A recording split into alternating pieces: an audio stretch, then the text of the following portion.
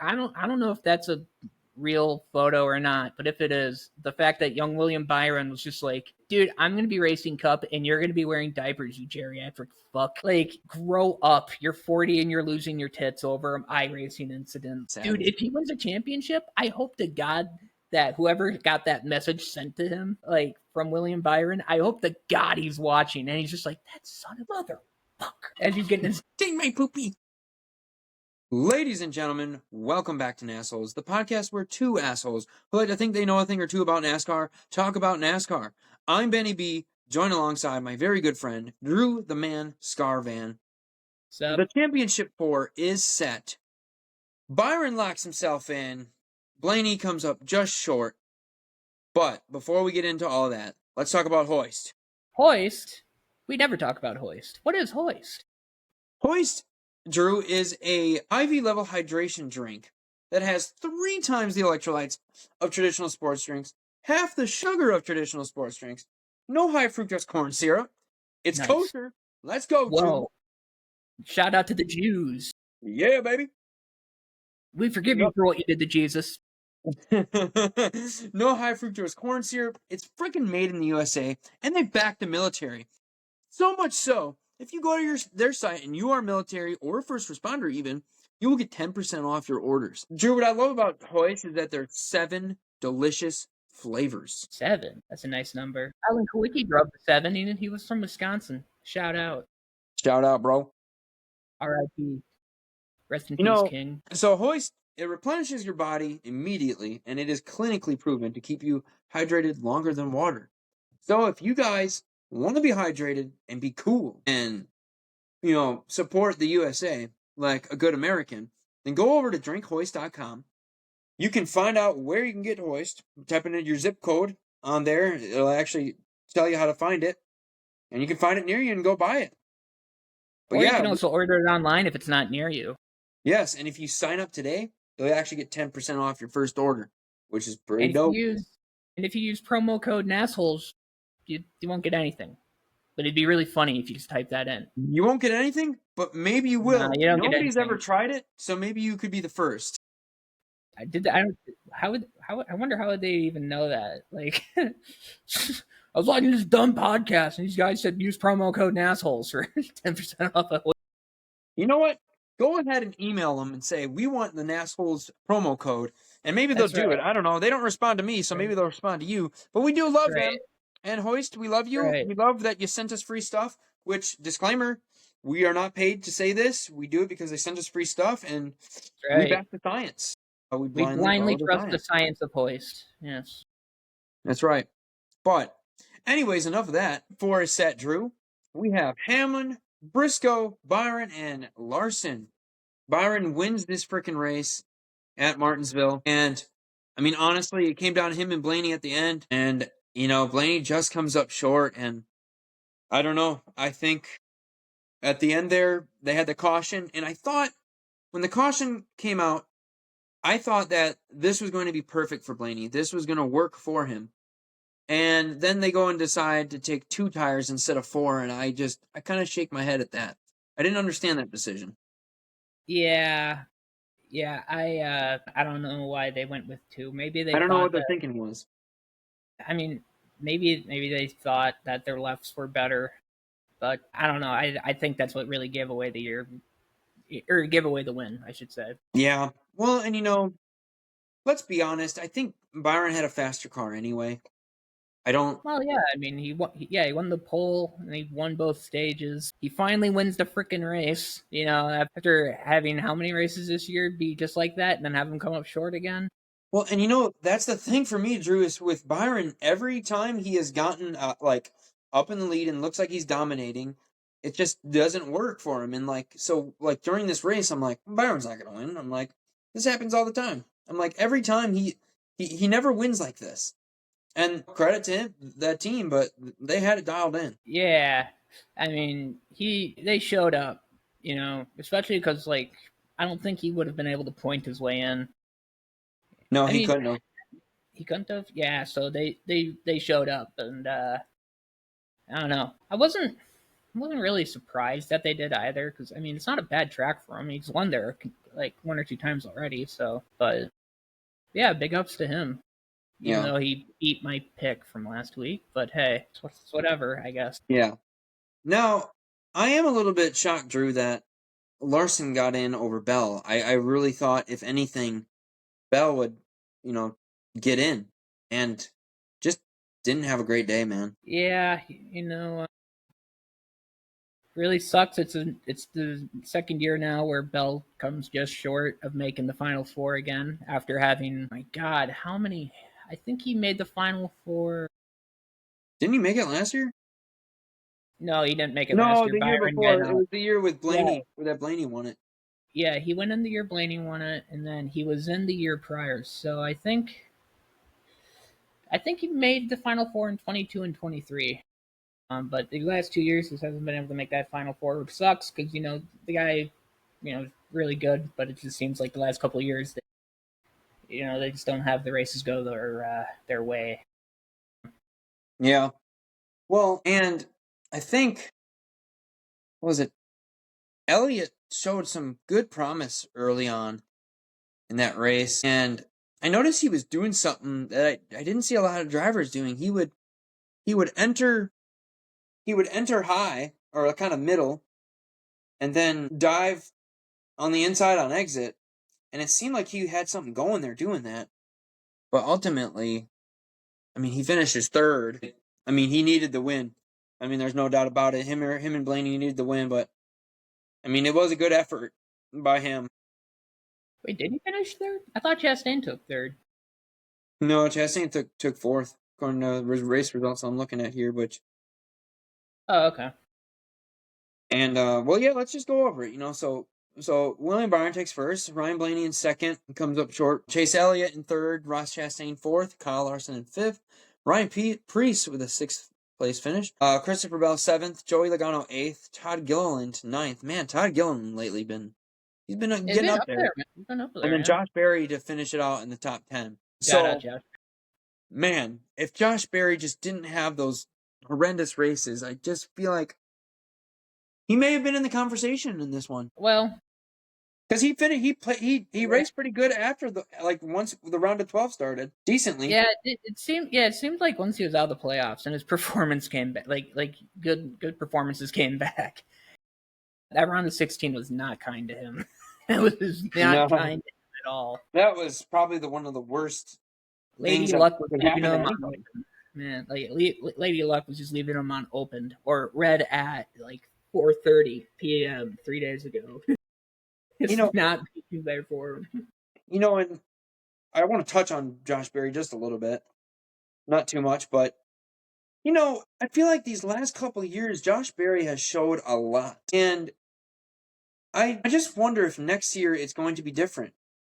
He made the playoffs, and I think from what we know is next year is going to be a little bit different in terms of how the playoffs go. I don't know if with that's going to hurt him or not. I mean, maybe not. If he runs like this, consistent, gets higher finishes, might be okay. But I just wonder if things will be different for him next year, and if he's going to be able to make a push to get a little deeper in the playoffs. So I have a conspiracy theory, but I think after the 26th season, I think Josh Berry might drive that 2 car, and Cindric might get moved over to the 21. You think so? I don't know if they could do it, man. Well, don't get me wrong, I do love Austin Cindric. He's great, but I mean, comparing the two this season, Berry's been up front further, and Yeah, let's look at this. Austin's Actually, dad, that's Tim interesting. Cindric, doesn't have any pull with the Penske team anymore, seeing that he got let go earlier this season. And I mean, if Barry outshines Austin Cindric after next year, I mean, it would just make sense for him to move to the 2. But I don't know. I mean, for all I know, Cindric could go and have like a career year next year as well. But Yeah, I'm trying to look them Blaney up and here. Logano are definitely not going anywhere for a long time with that team. I don't know. I guess we'll have to see how next year goes. Yeah, so I'm just kind of trying to compare these this year. So Josh Berry, average finish of 22, average start of 16. He has not gotten any poles. He won a race, 3 top 5 finishes, and 7 top 10 finishes. Now, if we look at Austin Cindric, I mean, I bet you it's more. Driver average 2025. Let's see. Well, I mean, I'm looking at this. It's not much different, Drew. Is it not now? Austin Cindric, 0 poles, average finish of 20s, average start 13th, but top 5 finishes 2 and top 10 finishes 5. I mean, it's not really much different. So, I mean, I don't know if that move would make any sense. Speaking of that, like, I mean, maybe if 2026 goes a whole lot different for Josh Berry and he's able to, you know, kind of show that he is way above what Cindric is, then I guess I could definitely see that. But as of right now, the move probably wouldn't make sense because they're not any different, really. But we do have the championship coming up, championship 4 here. So I do want to highlight these drivers of Briscoe, Hamlin, Byron, and Larson. So I guess let's just kind of go through kind of their year and like how it was. So Briscoe, he had 3 wins, 19 top 10s, 15 top 5s, 7 poles. He did really good on getting those poles. He loves to sit on that pole. Dude, he really loves sitting on poles. And 4 DNF. Looks forward to sitting on poles. 4 DNF? He led 881 laps, average start of 9.8, average finish of 12.5. He is actually, well, I guess they have him as the number 1 ranked driver. So, I don't know. I mean, we've talked about him all year, Mr. Consistent. You know, the guy comes to a new team and apparently he's just given all the right equipment. The car was fast, and it just, I mean, it just goes to show you sometimes all a guy needs is something new. Well, I think what also helps too is you have a driver that you don't have to fork over millions of dollars to every year now. You know, like they had to with MTJ. So you probably have more money to put in the car itself too. Right. And you know, everybody saw the downfall of SHR. You know, it was coming. And I mean, honestly, Briscoe went out with a bang with them, you know, winning the Southern 500 right in front of my face. Yeah. That's right. Which I still think is SHR's cool, last minute. But yeah, I mean, just a guy that, I mean, again, I've been saying this. I won't be surprised if he goes and wins Phoenix, man. Or at least, you know, wins the championship. It wouldn't surprise me in the slightest. You know, well, I've said it before, I'll say it again. It's not the first time a guy joins a new team and wins a championship their first year. You know, like Kevin Harvick and Kyle Larson are the 2 prime examples of that. Now, granted, Kyle Larson's, well, he was really only on a new team because he said a really funny word on the internet during 20. It just so happened that Jimmy Johnson was retiring that year, and Hendrick Motorsports had an open seat. And Chip Ganassi may or may not have pulled a few strings to get Kyle Larson over to Hendrick Motorsports. He may or may not have. I'm just speculating, you know. But you know, yeah, it wouldn't be the first time. So I wouldn't, you know, like I'd be pumped if he won, but like I wouldn't to like have my head implode though, because I'd be like, he can't do that. Like that's impossible. So yeah. And then we have Denny Hamlin, who 6 wins, 17 top 10s, 14 top 5s, 4 poles, 416 laps led, average start of 12.2, average finish of 14.2. Yeah, this been a great year for Hamlin, and I said before, I think having Chris Gale as his crew chief has made all the difference, man. It's just great calls, and it just kept him in every race, really. I mean, there was a stretch where pretty much he could have won so many more than 6 races. It's just, you know, sometimes things don't fall that way. And yeah.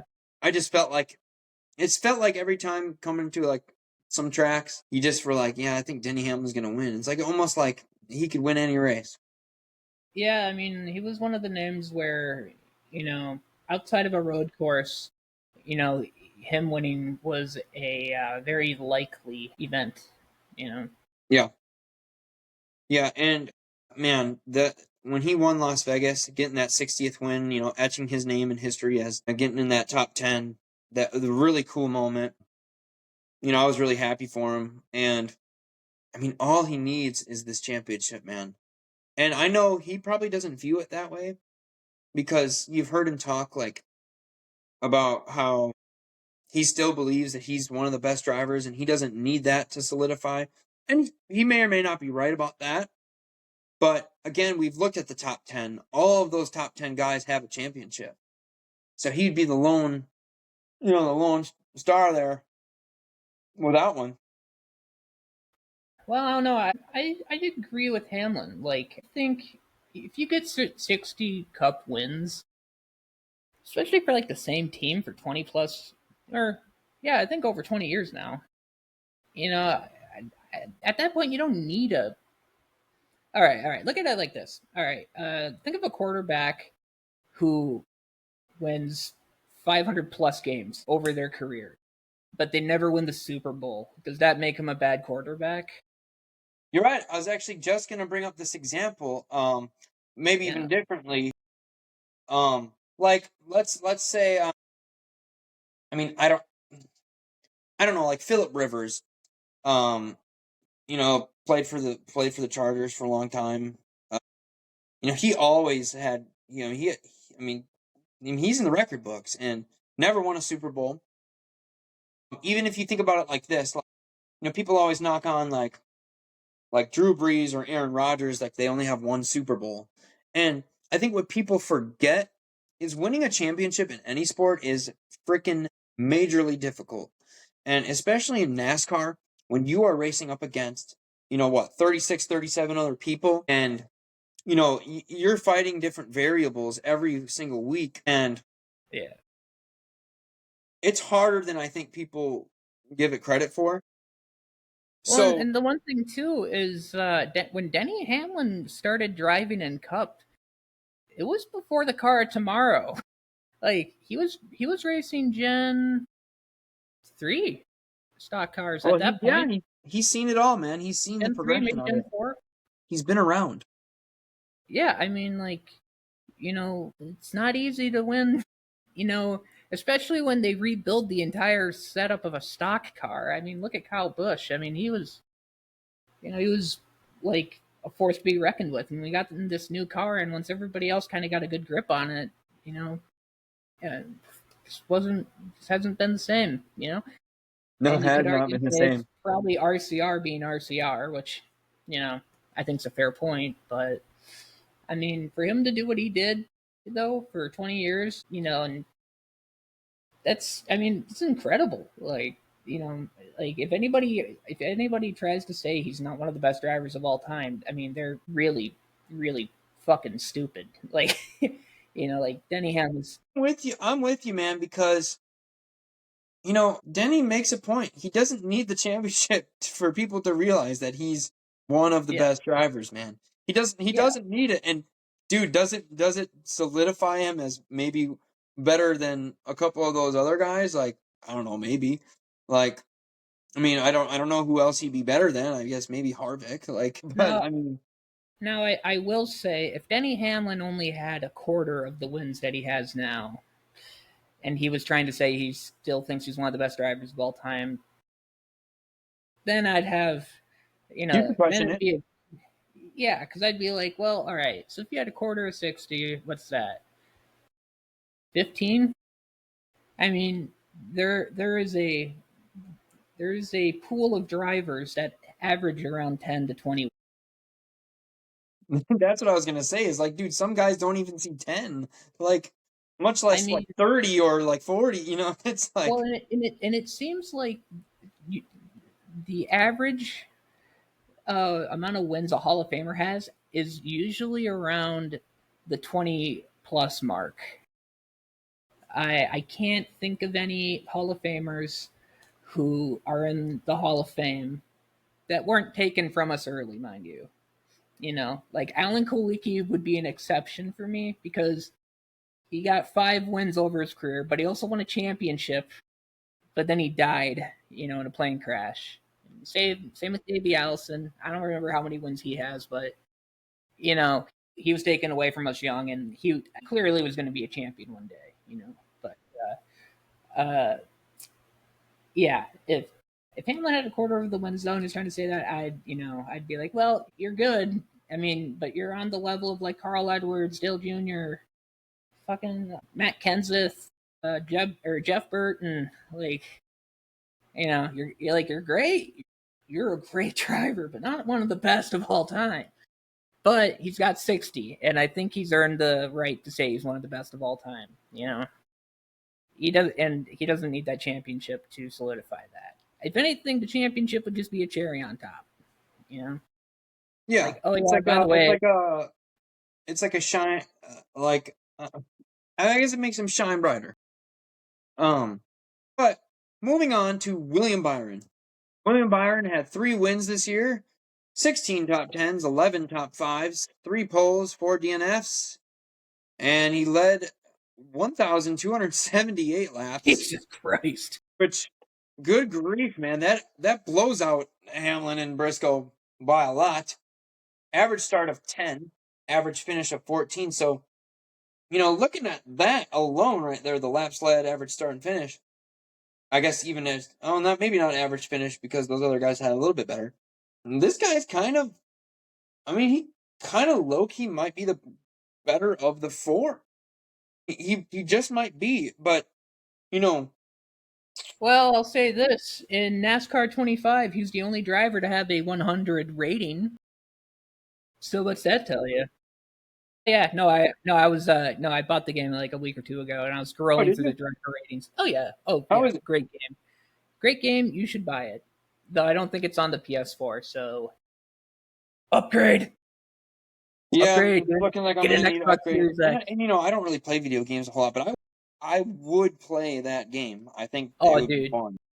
Oh yeah. I mean, the way I have it set up, like, because I'm ADHD and I don't want to sit there for 3.5 hours to run an actual race and put strategy in. So I just dropped the driver difficulty to easy, and I put it on a like 2% race length, and then I just dominate 10 laps.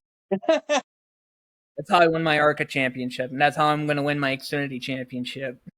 Drew, you ought to just kind of increase the percent, every time and see how you can do, and maybe up the difficulty just a little bit. Raced full length races before on NASCAR games, but it's like I want to just progress up the cup because that's where I want to be. I don't want to really be an ARCA truck or Xfinity. So is this like a career mode? Like you start in Xfinity and you're trying to work your way to cup? Is that how it is? Well, no, you start all the way down in ARCA, and then you have to work your way up. And that's cool, man. That's cool. I would love races in a row and the ARCA championship. Let me skip the truck series altogether. Damn. And it got me. It got my team a Xfinity opportunity. I'm trying to humble brag or anything, but I'm pretty great on there. But yeah, no, I was going through the driver ratings, and William Byron's the only one that has a 100 rating overall. So yeah, and which is really funny too because he's the iRacing. If you look at drivers, like how they come up, like William Byron got his like iRacing is what made him go, shit, I'm actually really good at this, like better than like a lot of people. And he doesn't really like to talk about that a whole lot, it seems, because some like the older generation looks at it like, oh yeah, he was good on a video game and he just so happened to be good in real life. And it's like, you try and run an iRacing race. I mean, the way the game's set up, it's exactly how a stock car handles. The only difference is, when you wreck, you get to hit the reset button. You don't have a team that's pissed off at you potentially. Right. Or, or if you get in a wreck with some dude on there, they're not going to come to your face and punch it. They're probably going to angry message you, and then you can message them back being, well, I'll have you know that I'm actually going to be one of these NASCAR Cup drivers one day. You're 40 and you're playing iRacing. Get your shit together. Hey, that's an all-timer, man. That's an all-timer, man. Dude, I can't believe young William. I don't know if that's a real photo or not, but if it is, the fact that young William Byron was just like, dude, I'm gonna be racing Cup and you're gonna be wearing diapers, you geriatric fuck. Like, grow up. You're 40 and you're losing your tits over an iRacing incident. Like, I'm gonna be driving these one day. I'm gonna be somebody. What have you done with your life? It's like, oh, This is so savage, man. So dude, savage. if he wins a championship, I hope to God that whoever got that message sent to him, like from William Byron, I hope to God he's watching and he's just like, that son of He's better than me. a motherfucker. As he's getting his diaper changed. I'm taking my poopy. Anyway, Gladys, I shit myself again. so Yeah. I should have done this with the other two drivers, but I'm going to do it now with Byron. So his wins, he wins the Daytona 500, which, I mean, hard race to win. Then he goes, it takes a while.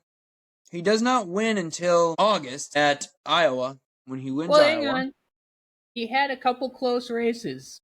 Like I He said did. earlier, he had races he dominated. The one that stands out to me is the Coke 600. I mean, on paper, he should have won that race. He had the better car all night, but it just so happened that Chastain's car just ended up being the better car in the end.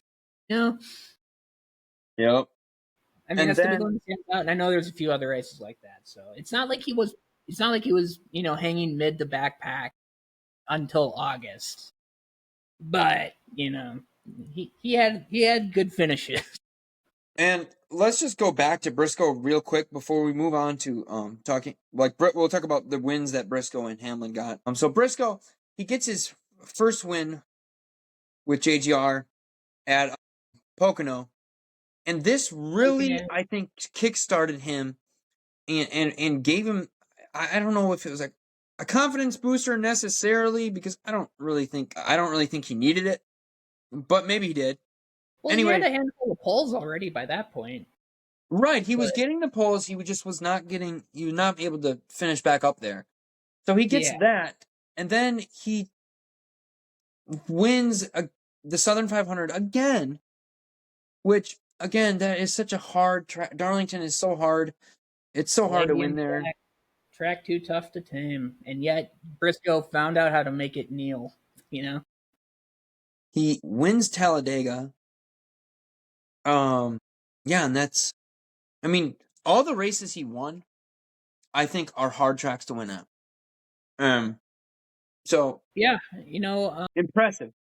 now I mean the usual detractor will make the argument that his win at Talladega was purely on luck, but it takes skill to not get involved in big wrecks. Granted, it's also a degree of luck as well, because I mean you could be having the perfect race, and all it takes is the car in front of you to spin out, and you're just going to be the first car it hits. But you know, it's still. I mean, we. I know. We've in the past been like, yeah, you got to win, but it's a super speedway win. You know, and we kind of just go, anybody can really win those, but it's still a hard race to win. Same with the Daytona 500. Like, you could make the argument that William Byron was literally the first car that wasn't involved in the big wreck at the end this past year. And it was him and Reddick, that just speeding to the front when they probably should have threw the caution. They let him race to the checkered, Yeah. even though they probably shouldn't have done that. Anyways. Yeah. So then moving on to Hamlin, he wins the spring race at Martinsville, then goes back to back here, wins at Darlington. I was there. That was a crazy race. Oh yeah, he won in the Carl Edwards car when Carl Edwards was at the track.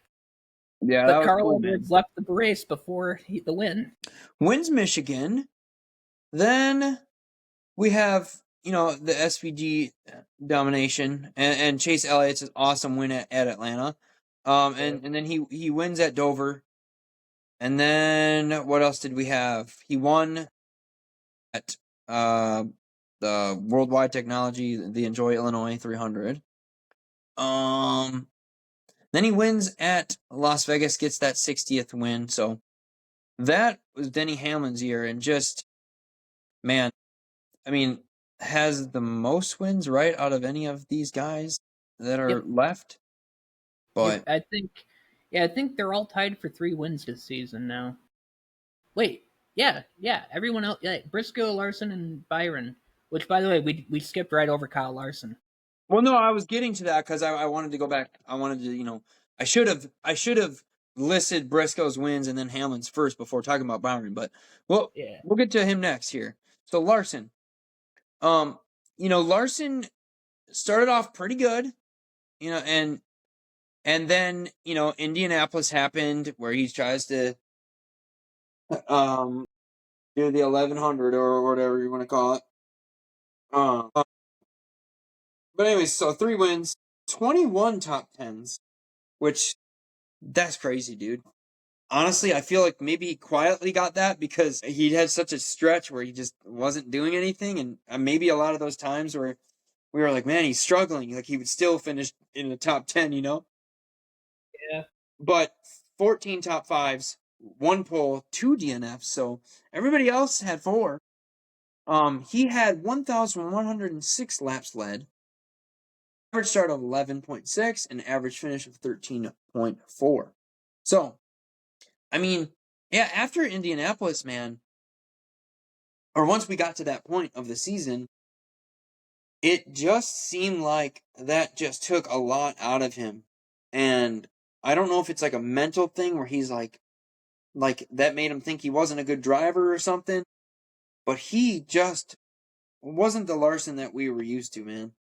He really was yeah, not. yeah. It seemed to really derail all the momentum he had going into that weekend. But it might also just be, you just some drivers have those years. Yep. Like It's they racing, just man. yeah, it's yeah. I mean, and it's not all of it. All of it was really poor performance. It was also just bad luck too. I mean, think of the amount of crashes he was involved with that weren't really his fault. I just think summer and you know, well, yeah, late spring into the summer was just not the kindest to him. But right around the start of the playoffs, so he started showing like that, you know, his old self, where he's seeming to be placing better finishes every weekend. Yeah.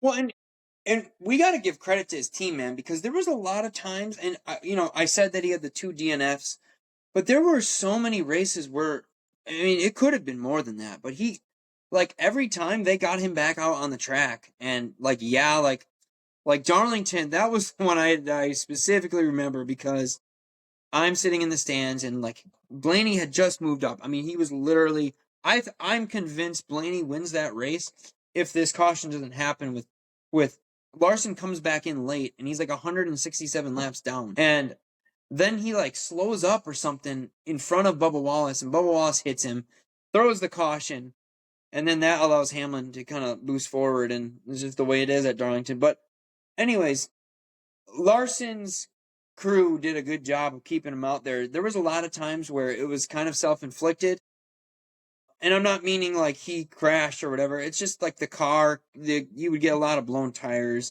and like things would go wrong, and like but they would fix the car pretty quickly and get him back out there. So I mean, he's got a great team. There's no doubt about it.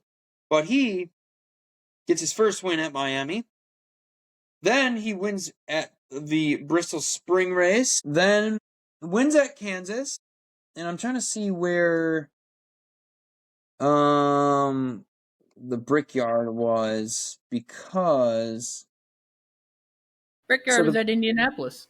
July. No. I know where it is. I'm trying to figure out the timeline of this. So yeah, there's that, and then he does not win at all for the rest of the year. But I think we talked about like he quietly got all those top tens, but Yeah, he just didn't. There was a lot of races where early on, like he just had so many struggles with getting caught up with the pack and stuff happening, and having to go to pit road when you don't want to, but you gotta. So, I mean, with all that being said, Drew, I mean, I'm looking at this list of these guys, these top 4 guys, and man, after going through this, I'm really not so sure because I'm still adamant that I think Hamlin wins this thing. But oh crap, my phone fell. Oh, way to go, Ben. Way to go. Way to go, dude. But I had it up. Well, I kind of remember it. The driver averages at Phoenix since 2022. I'm looking at it, and out of all 4 of those guys, William Byron has the best average finish. I think he averages like eighth place, and I think Larson's like right behind him closely. Let's look this up. Driver averages Phoenix. Okay, Phoenix driver averages. Let's go. Okay, so we have Byron average finish of 8. Then you have Larson 10, 10.1, Hamlin 10.9, and then Briscoe's all the way at 15.6. So just looking on that, I could easily make the case that Byron's going to come away with this. But I look at the season as a whole and how the teams have done, and I can't not say it's going to be Hamlin or Briscoe. Just the consistency that those teams have had. Honestly, it's a toss up for me, but I think anyone but Larson wins. Like, I I was gonna say, like, in the last few weeks, he's kind of been returning to form, but he's still not there yet. And, I don't know. I mean, Hamlin's won at Phoenix in the past, and Briscoe got his first career win at Phoenix. So they both know how to drive it. I can't say for certain if Byron's won Phoenix. I feel like he has, but I can't remember exactly. Has. Let me click on him here to see. I could have swore he won Phoenix a year or two ago, but like he won the spring race in Phoenix, but I can't remember for the life of me. But Yeah, so it would be poetic though if Hendrick Motorsports won the first Phoenix championship race and the last Phoenix championship race. yeah, you're right, because they're not going to be there next year. Thank God. To quote Jamie McMurray, that track was built in 1988. There hasn't been a good race at Phoenix since 1989. I agree with him. At least in Cup, Xfinity's put on a couple bangers there. I'm not gonna lie. Same with trucks, but yeah, I'm very happy to say that next weekend's the last weekend Phoenix will host a championship for years. Hopefully, better not. Like, I swear to God, Ben, because they said they're gonna like move the championship race around each year. I swear to God, if we get one Homestead Miami and they're like, we're going back to Phoenix for 27, I'm gonna hang myself. Aren't you happy? I'm gonna publicly hang myself. Oh God. Well, so back to your thing about Byron, though. He won the spring of 2023. He won there. All right, I was right. So all these guys. So fuck, Larson's won Phoenix too, because he won his championship Larson at Phoenix. Most recently won Phoenix in 21. Yep. So, granted, now that wasn't an older generation car, and I think Denny Hamlin's last Phoenix one was in the last generation of car as well. I don't know. Personally, I think it's going to come down to Byron or Hamlin.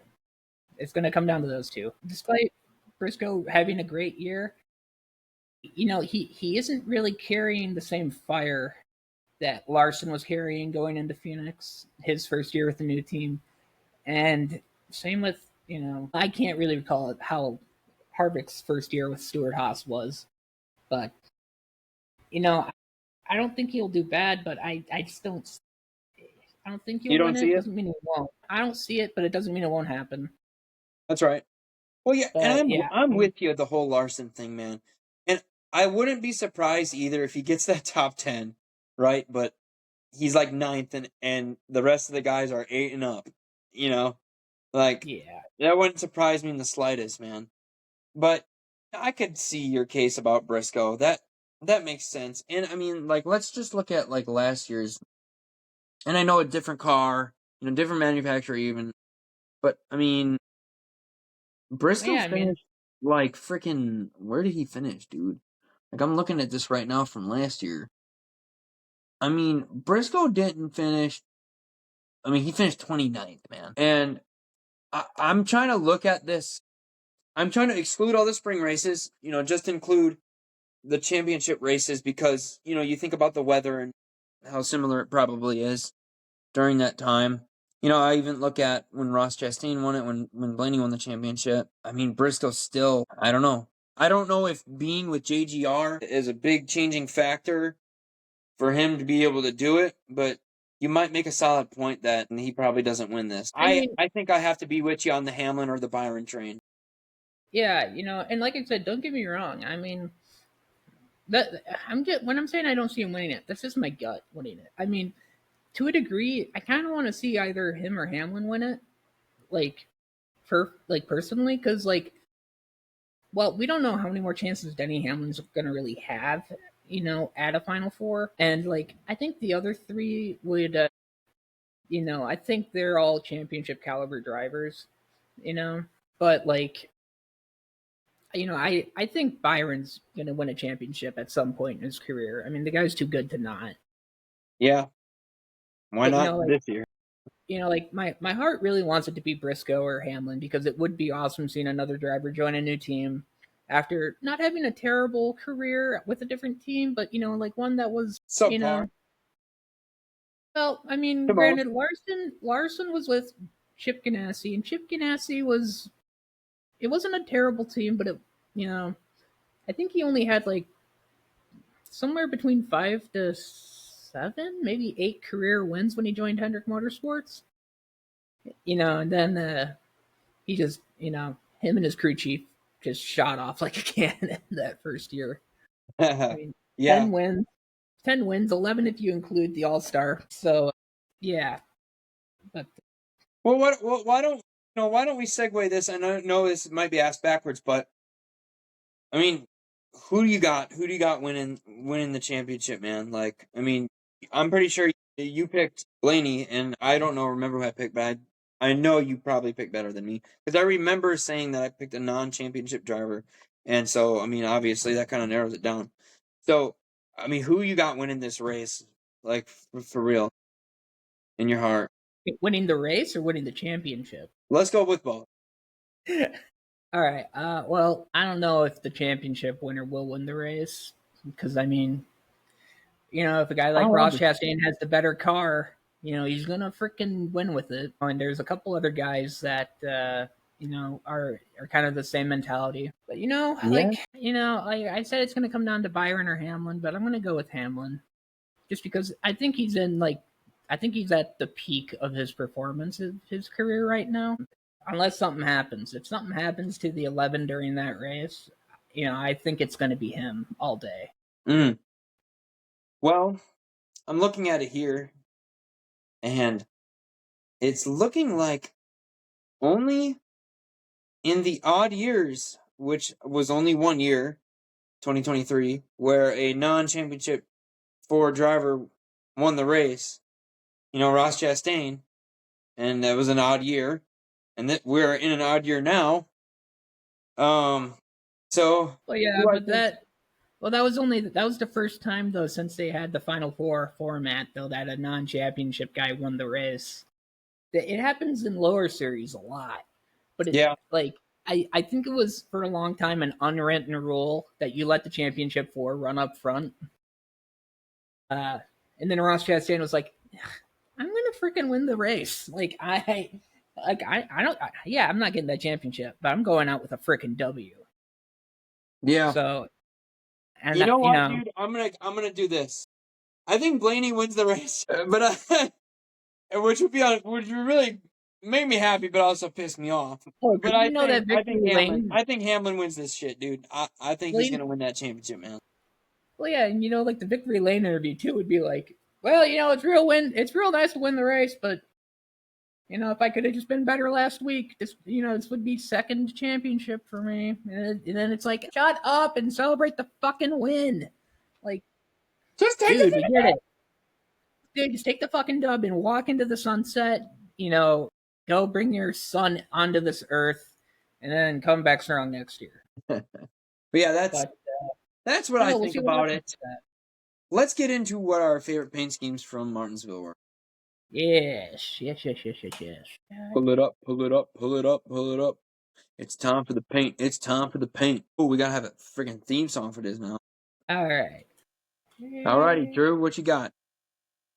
It's not the greatest photo, but I'm going with the number 11 your King Hawaiian paint scheme. It's a Great nice, pick. tasty throwback paint scheme. Yes, and you And know what, dude? Watching the race, that thing looked awesome on TV. It's a shame he didn't have a race, but he didn't need to, so it didn't matter. But would have liked to see that car out there a little longer. Really nice to look at. yeah, yes. And then, man, I just realized both our picks have crappy pictures. Yeah, it's really kind of bullcrap, and like, why can't we have the ones with the side view? But anyway, or like the 51 has like a pretty good angle. Yeah. I picked the 71 car. Watching this car caught my eye. Kind of some colors that we don't see a whole lot. You mentioned before the podcast you thought it was like a Miami Dolphins. Yeah, I didn't get a good look at the sponsor on it, and I was like, "Oh, Dolphins on the car? That's neat, I guess." And I was like, "Oh, women in motorsports." Okay. I guess they're the same colors as Miami. All right. Well, but yeah, that's that. Anything else to talk about, Drew, from Martinsville or things coming up? Just ready for this to be the last Phoenix race, I guess. Hopefully, of the championship. I can't wait for it to be the last Phoenix race, dude. I want the championship race to be at a decent track, like preferably a mile and a half track. It's going to change a Like lot. That's going to change a lot not being there, man. I'm telling you, it's going to make it a whole lot more fun to watch. I truly think. And you know what? I got to give credit because the fans show up to Phoenix and they pack the house, and that's cool, and I love that. But like, yeah, we the need on-track action is not good. The fan experience at Phoenix, from what I've heard from people online, is it's a great track to go to if you're a fan. But the racing stinks there. I'm not gonna lie. Right. It's just not a good Well, product. in Cup, Xfinity and Truck can put on a great freaking show there. Oh, dude, they But could the have Cup it there every cars at year. It'd be Phoenix totally are fine. not the greatest. Dude, yeah, if Xfinity wanted to have their championship in Phoenix forever, I would be cool with it, honestly. But, I do think that having the series have different championship tracks is, well, I mean, how many fans are going to go to Kansas for the truck championship if the Xfinity and Cup championships in Charlotte, for instance? I mean, who's like, no one's going to show up, So, I mean, it would make sense that they go where the show is going, essentially. So, Yeah. but I know that's all I really have for this episode. So, Yeah. I guess we can Yeah, wrap man. her up. Well, guys, again, thank you for listening to NASholes podcast. Please hit that subscribe button on YouTube. Make sure you smash the like button. Share it with your friends and your family.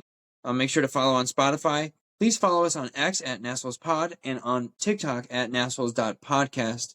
And we appreciate your support. Please leave comments. We are happy to read them. And yeah, just share. And if an RFK driver happens to win, we've been doing this again, I will be giving away a variety pack of Hoist to you, but you got to retweet this episode. So hopefully you made it to the end to hear me say this. I didn't say it in the beginning. Maybe that's good. We'll see how many people are listening or, follow and Thanks, listen. Dave. Thanks, Dave. Made it this far. Dave might be the one winning it. But yeah, RFK, the Hoist is official sponsor of RFK Racing. So therefore, we've been running this whole thing pretty much for a long time. And I will stand by it. I will send you a variety pack of Hoist, and you can try the amazing flavors that they have and see the difference it makes in your body, hydrating you. But we will talk to you guys after Phoenix, and we will see who is crowned champion, and we will be here to talk about it, and we're happy to do it. All right.